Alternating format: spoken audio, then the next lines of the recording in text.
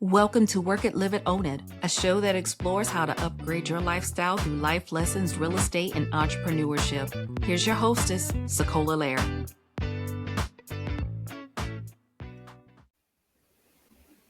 Have you ever wondered what could happen if you fully embraced and trusted your own answers on your journey to success?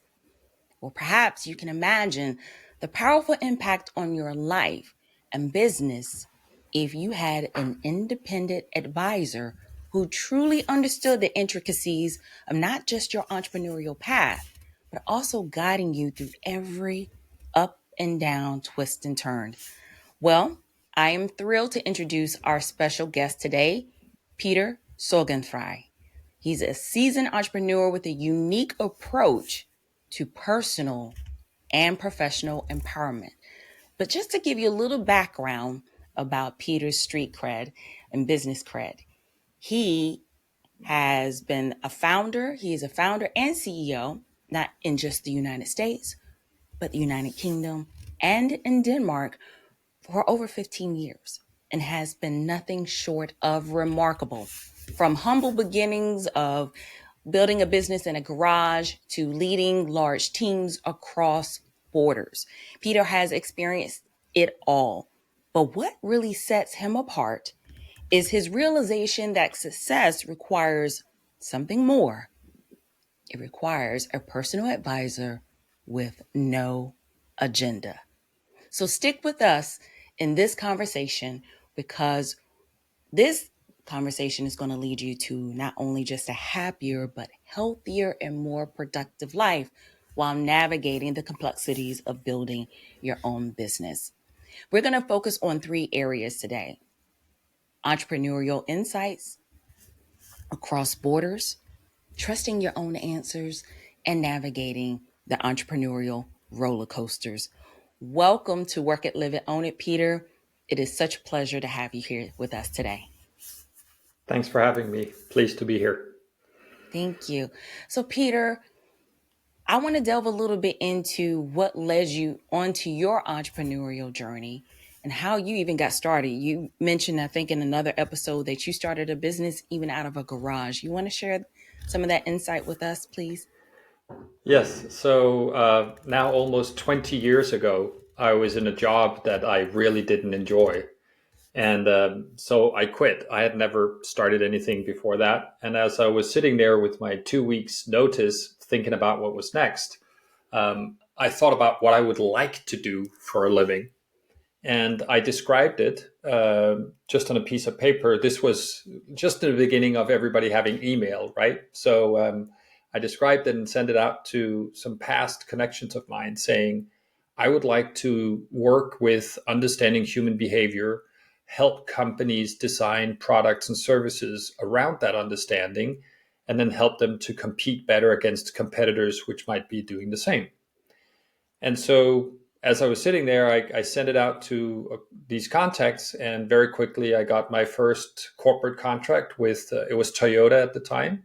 So Toyota was my first client. And from there, I built a market research, competitive intelligence services business based out of New York, Brooklyn, New York, and did that over the following 6 years. Phenomenal. Now, with your extensive experience founding and leading companies in various countries, what are some of the key lessons you've learned about navigating the unique challenges that entrepreneurs face in different business environments? So I'm Danish, coming to you today from Copenhagen. Scandinavians have a fairly direct style. We can talk about anything. We don't have the same cultural sensitivities that we do in, for example, the United States or in other parts of the world. So the first thing I had to learn in the United States was the way that we did business and the way that we communicated was different. That there perhaps was a little more conversation and a little more discussion than what I was used to from here in Europe. And then subsequently, I've advised clients in Mexico and in Latin America and in Asia. And there again, it's a different way of communicating. So this whole cultural sensitivity of the environment that you're in and how you can adjust your personal style without losing yourself was something that I had to learn very early on.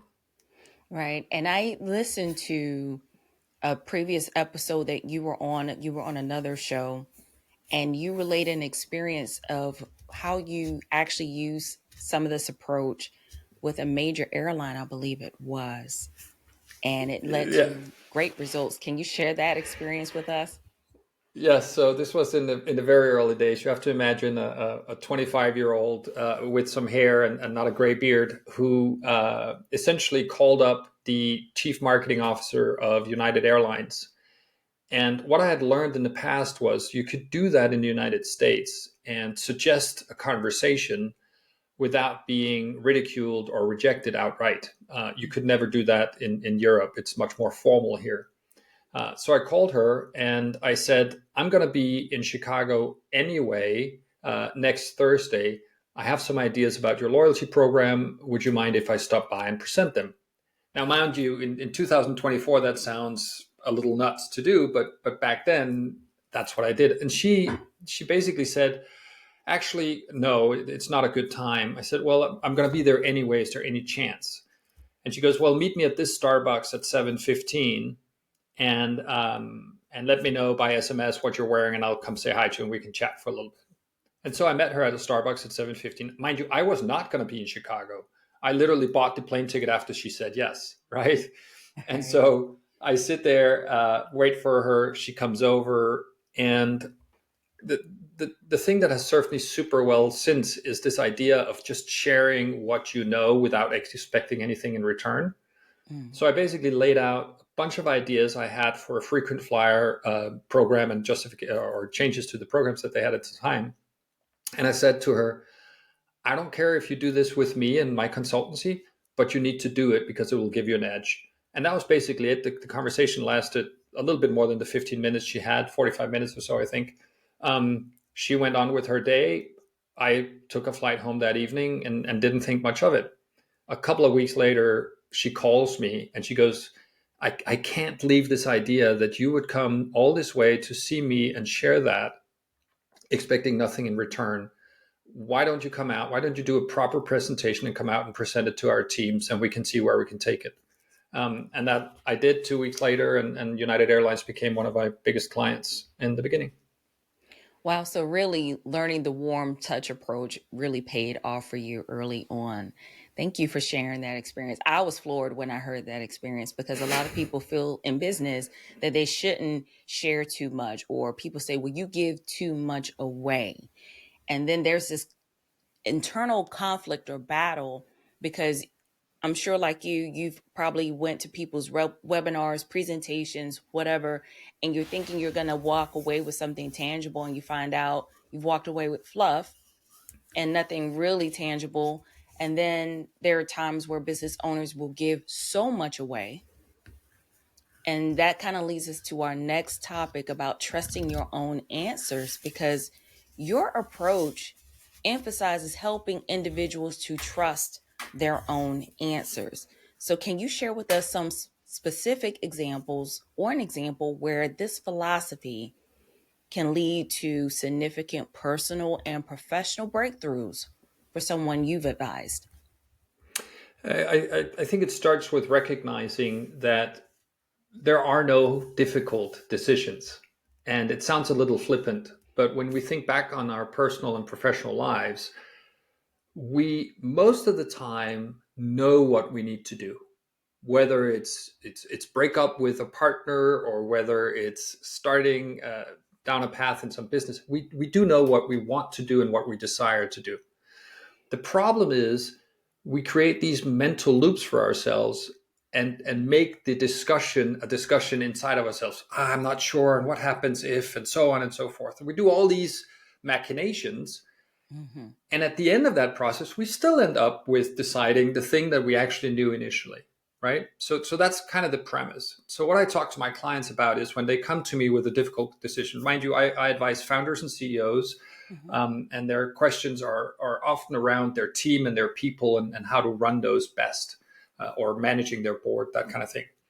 And so often when we have a co-founder situation, and this is the specific example, You have two people who started a business. They've grown it into, I don't know, 25, 50 people, something like that. Now, all of a sudden, they're no longer specialists. They're actually managers of other people.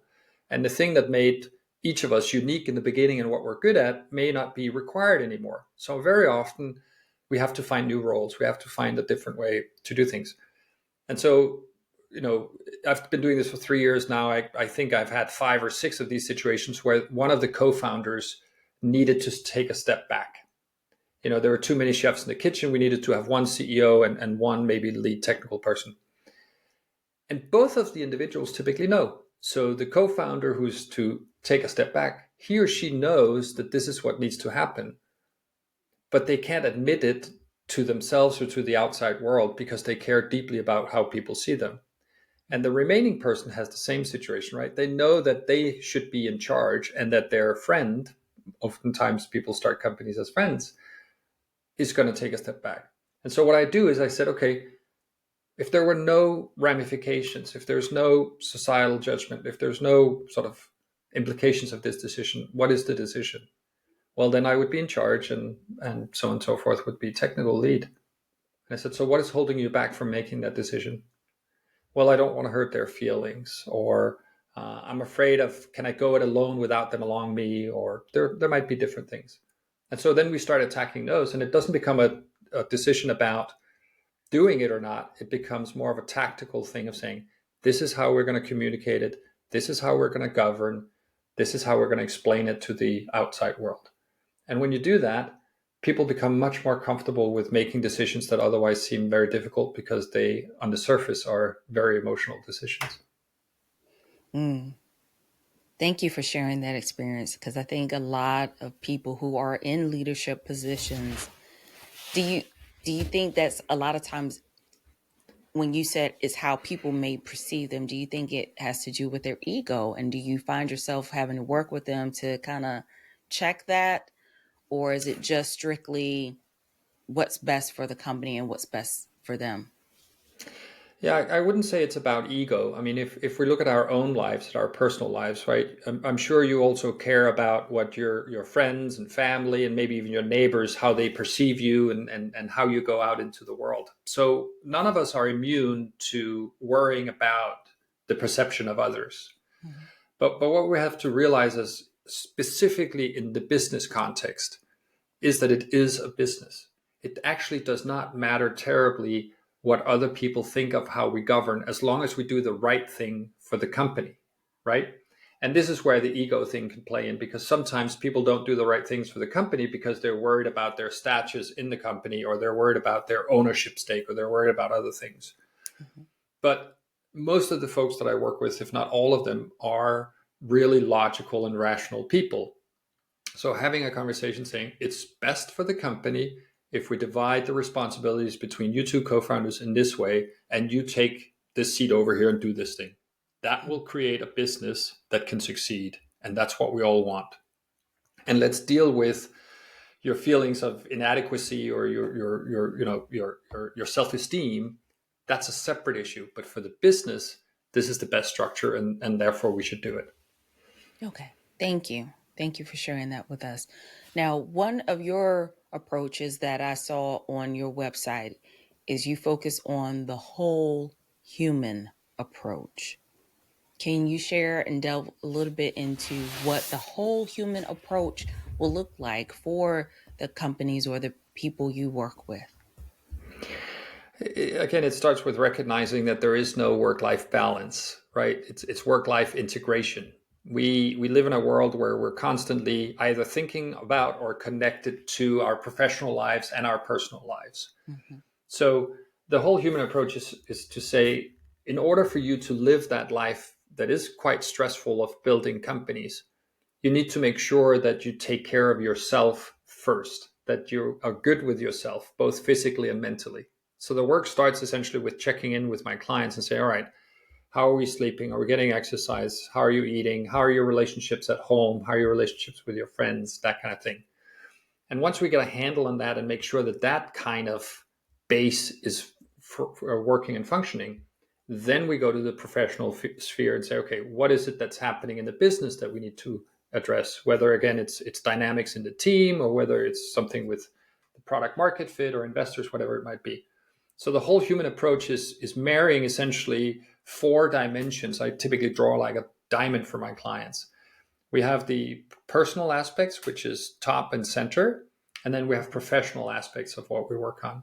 And then on the left side, we have, so this would be the right, maybe on the video, we have the strategic nature. So things like, should we enter a new market or sort of bigger decisions? And then on the other side, we have tactical things like, how do I set up my hiring team, or how do I do business development?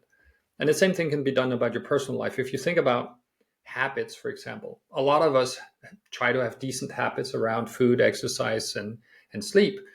But when we get busy and stressed, those are the first things that go out the window. So typically I pull people back and I force them. I have a fairly direct approach back to being Scandinavian. And I force them into some habits that I know will make them better able to cope with the stresses and the pressure of building companies. So that's a little bit about the whole human approach. Thank you. Thank you for breaking that down. But I like how you said you touched on, how are you sleeping? How are you eating? How are you doing as a person? Because if we don't take care of ourselves as human beings, then we can't really thrive Right. in anything else. And then you said, you touched on, and I've heard someone else say this that I listen to and follow, there is no such thing as work-life balance. We talk about it all the time, but our businesses, who we are, they're interwoven, they're interconnected. So we've got to make sure that as a whole person, we are taken care of and thriving. And that kind of leads us into the other part. You've kind of touched on this already about navigating the entrepreneurial roller coaster, because let's just face it, running a business can be emotionally taxing. Being an entrepreneur, it can drain you. And so you're checking in, guiding your clients, and addressing some of the internal struggles and how to maintain resilience can be especially challenging during periods of their business journey. Do you have an example, or can you share an example of how you've helped someone or even yourself deal with some of the internal struggles and to maintain resilience? Because you're across borders when you're doing your business. You're an entrepreneur without borders. So how do you maintain resilience? So there's a little bit of a backstory here, which we haven't covered. So I essentially broke in 2018 and 19. So after 15, 16 years building companies, my body gave up and I suffered a stress-induced sort of incapacitation. So I was sidelined for almost 6 months, right? I couldn't work, I couldn't think, I couldn't do anything. So my body just completely shut down, which is what has led me to do this work. And as I came out of that, I realized that back to taking care of myself first, I started having very strict habits around my health and my sleep and my diet that allowed me. I mean, it felt maybe a little extreme, right? But I went to bed at the exact same time every single day, and I got up at the exact same time every single day, because that's the fastest way to get regular sleep. And then I stopped drinking coffee and I stopped looking at screens, all the advice that you can find many places about sleep, right? But then I also realized that the kind of work life that would make me the best was me working kind of intensely between the hours of 8 in the morning and 11 or so. And then I will have a 2-hour break most days where I have lunch and I actually have a nap pretty much every single day. And then I would work again very intently for a couple of hours in the afternoon. And that's the kind of cadence that works best for me. I can be very productive working that few hours compared to a regular office job. And I'm, privileged in the sense that I don't work in a regular office or have a factory job or something like that where that couldn't be. So the advice I give and the client that I'm going to come back to now is you have to find a cadence that works for you. That's relatively easy. Most people know whether they're best in the morning or best in the afternoon or when they want to have meetings, that kind of thing. The thing that's difficult is to accept with yourself that you have to communicate it to the outside world. So I have a current client, a CEO. It's a business with 150 employees. It's a manufacturing company, so they have a factory. Um, and this person was like, Peter, I can't take a nap in the middle of the day. What will my colleagues think?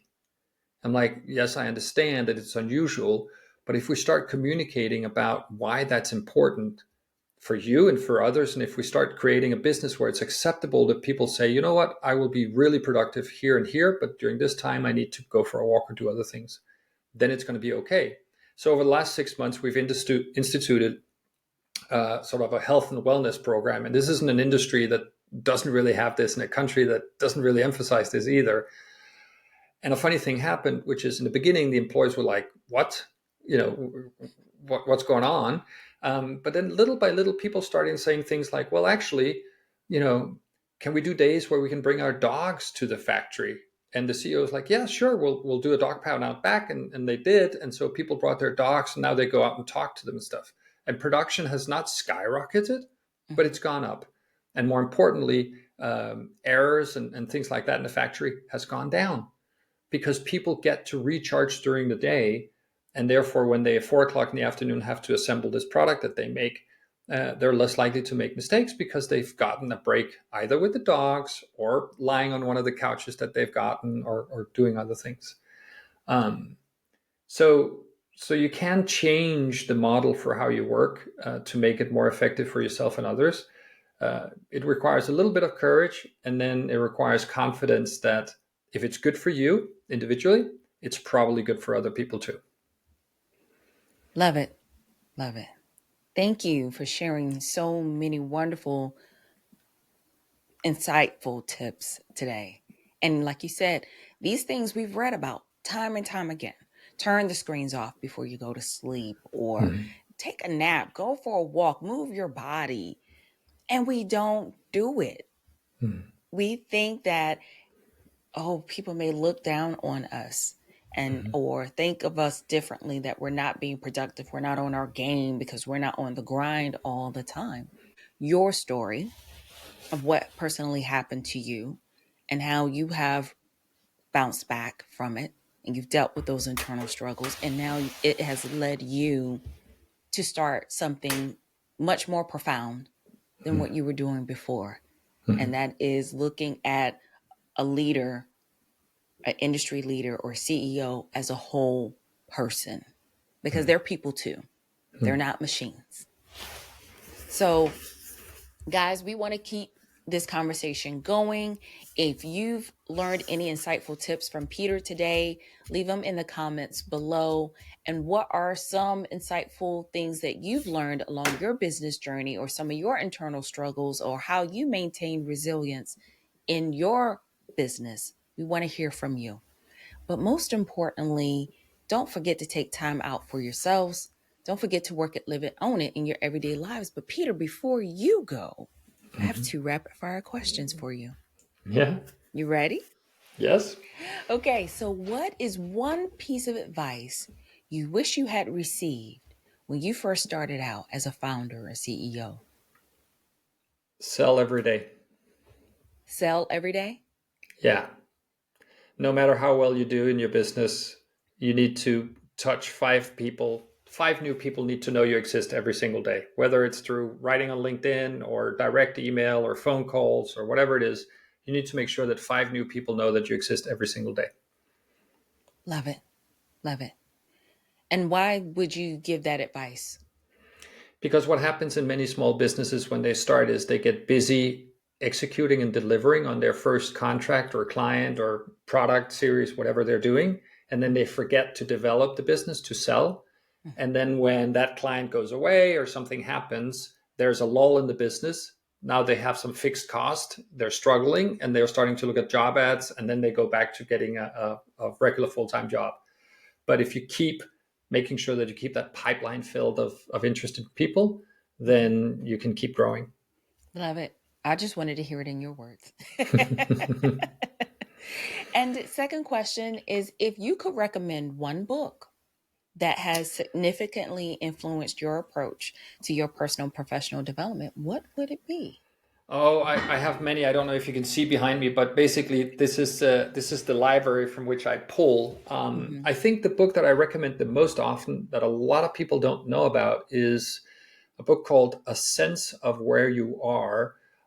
It's essentially the story of Bill Bradley, the former U.S. senator, who was also a basketball player, and how it's a business book, it's a leadership book, but it's about knowing yourself and knowing the role that you play in this context on a basketball team, where you're not necessarily, the next Michael Jordan or Kobe Bryant, but you can still contribute to a winning team, and use that in your personal life. There's a lot of lessons for all of us who are not senators or basketball players in that book. Love it. Thank you. Thank you again. And guys, I hope this conversation that I've had with Peter today will inspire you to trust your own answers, to be and take the whole human approach in life, to realize that you and your business, they're intricate, they rely on one another, but you can also navigate your entrepreneurial roller coaster and you can bounce back from internal struggles and be resilient. So, Peter, thank you. Thank you again for joining us today. Thanks for having me. No problem. And again, guys, as usual, don't forget to work it, live it, own it in your everyday lives. Take care.